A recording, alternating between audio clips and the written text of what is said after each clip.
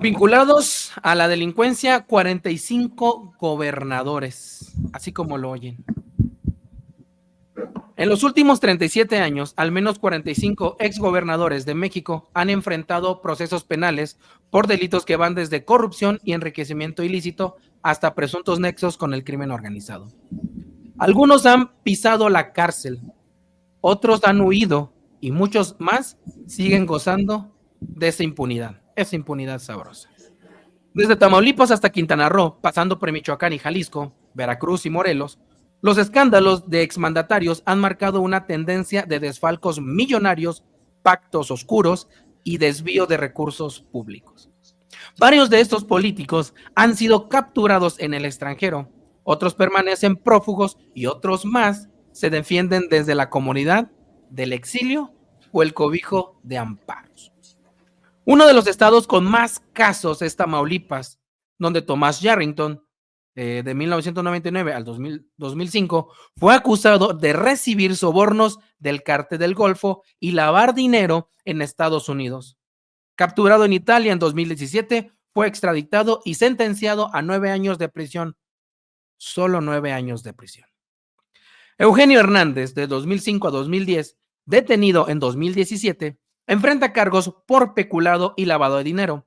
Y más reciente, Francisco Javier García Cabeza de Vaca, acusado de delincuencia organizada y lavado de dinero, huyó a Estados Unidos tras una orden de captura girada en el 2024.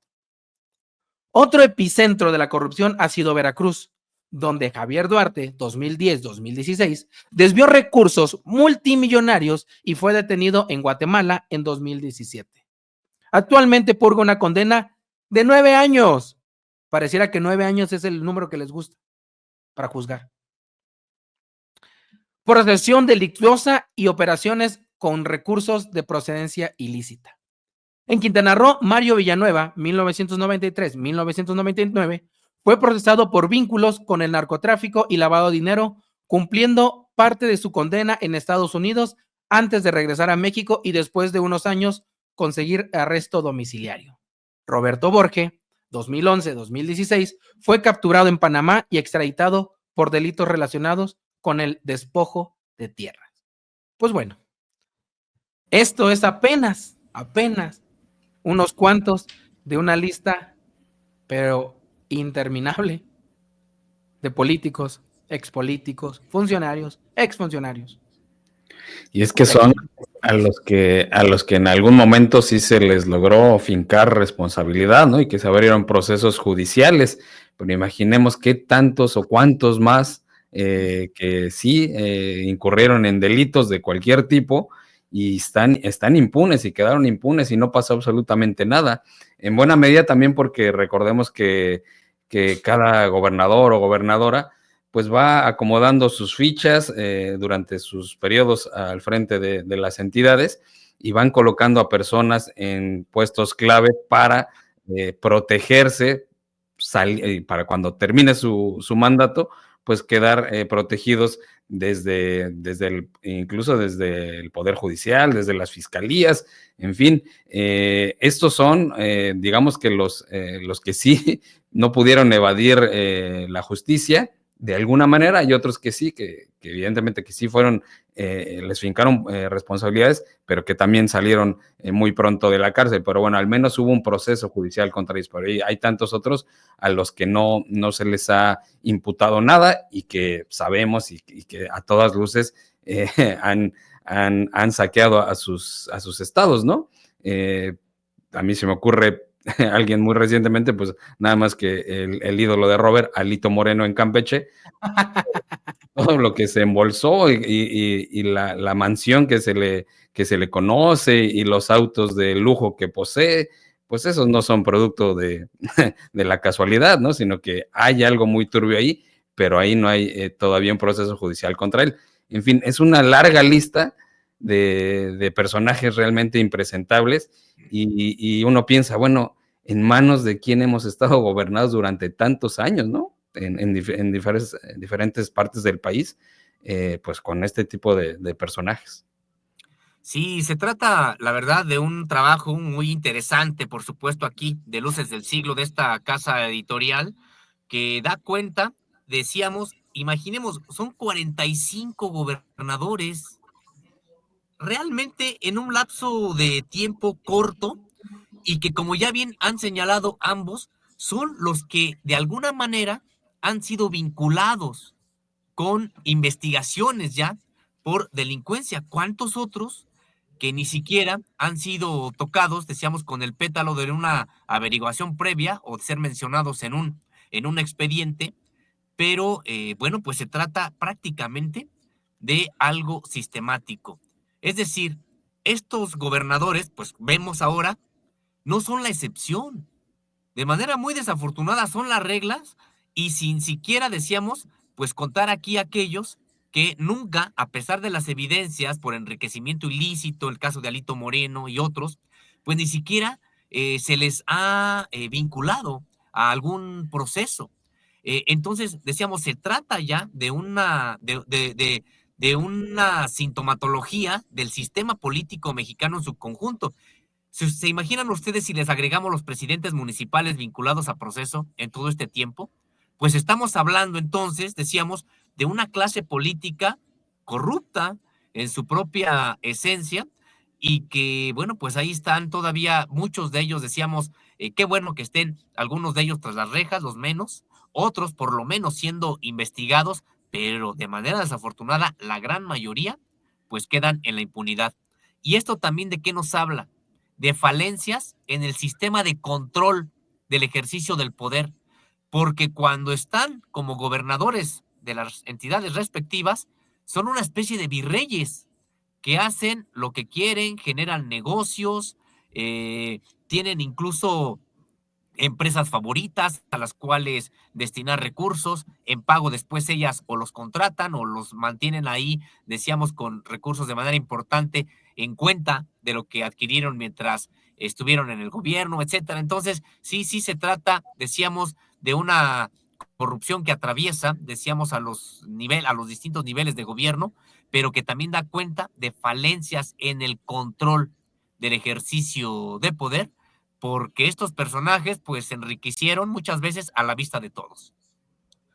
Y es que aquí hay un montón de preguntas sin respuestas, pues, desgraciadamente, ¿no? Por ejemplo, el caso de Javier Duarte, por citar unos, ¿no? Porque son 45 y los que faltan, ¿no? Como dice mi querido Sergio, o sea, son los que ya se están detenidos, ¿no? O ya se les comprobó cosas, o hay mucha evidencia, si bien no se les ha comprobado, hay mucha evidencia, ¿no? Pero, por ejemplo, en el caso de Javier Duarte, exgobernador de Veracruz, este cuate puede pasar como como el rey del desfalco allá en Veracruz, el rey del desfalco y un verdadero, híjole, no sé si se puede decir aquí, pero un verdadero homicida. O sea, ¿se acuerdan de estas aguas destiladas que daban? O sea, ¿o qué tal citar a Cabeza de Vaca, que está en el exilio y que para unos es héroe? Que se lo querían traer, lo querían meter al Senado. O sea, este ampón lo querían regresar, le querían darle fuero, le querían dar poder político. Imagínense. Pues es que ¿en dónde estamos parados, Sósimo, Sergio? Audiencia que nos ve. No, Nos y que sí. algunos casos, pues en realidad pudieron ser juzgados por una presión social importante. Hace rato veíamos aquí en la imagen el caso del Gober Precioso, ¿no? De este personaje que la verdad, de no haberse filtrado aquella conversación con el empresario textilero que acusado de pederastia, pues la verdad es de que nunca hubiera sido llamado a cuentas, por ejemplo, más allá de que decíamos, en realidad la mayoría de los gobernadores ni siquiera pisaron la cárcel. Sin embargo, sí fueron vinculados al menos a investigaciones, y que decíamos, mucho tiene que ver con la falta de control desde el poder político, y de ahí también entonces la tarea, por ejemplo, del periodista, la tarea precisamente del oficio de comunicar, porque muchas veces a través de un trabajo periodístico es como entonces se puede generar en principio una investigación que ya después se judicializa y adquiere ya canales propios de la cuestión penal, no a propósito de trabajo de los periodistas, sino ya que tienen que hacer los responsables de otras áreas, pero que muchas veces desde el periodismo es donde se da cuenta, se avisa de el caso de personajes involucrados en propias labores que son pues esencialmente corruptas.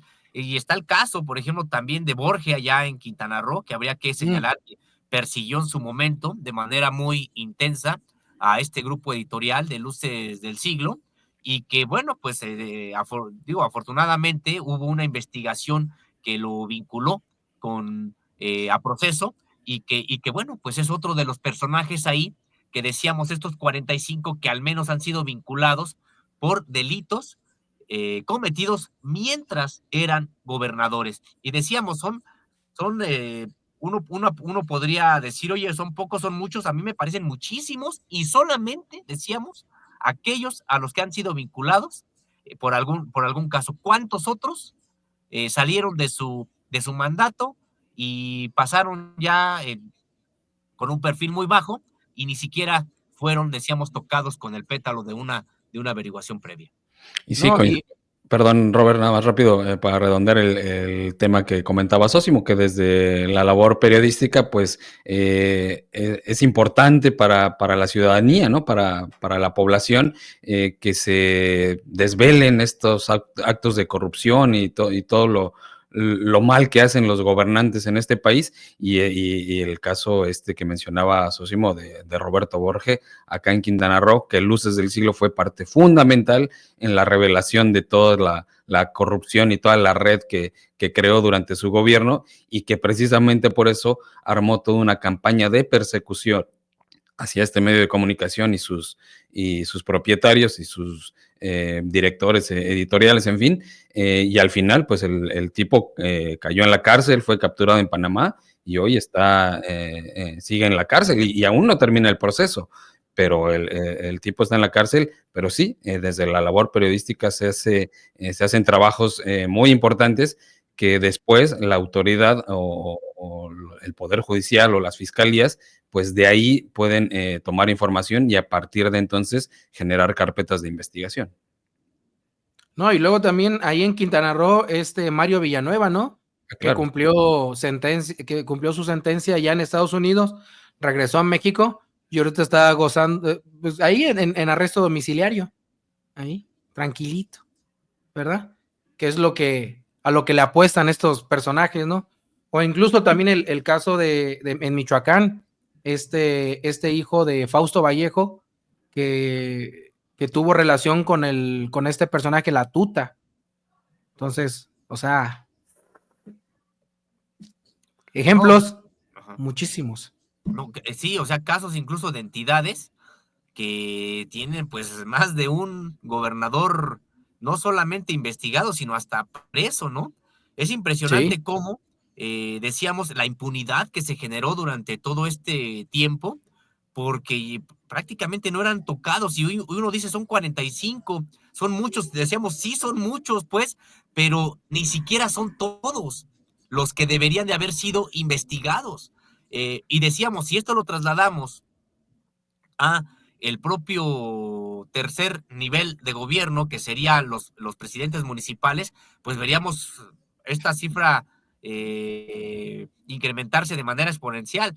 ¿Y qué podemos decir de los otros poderes?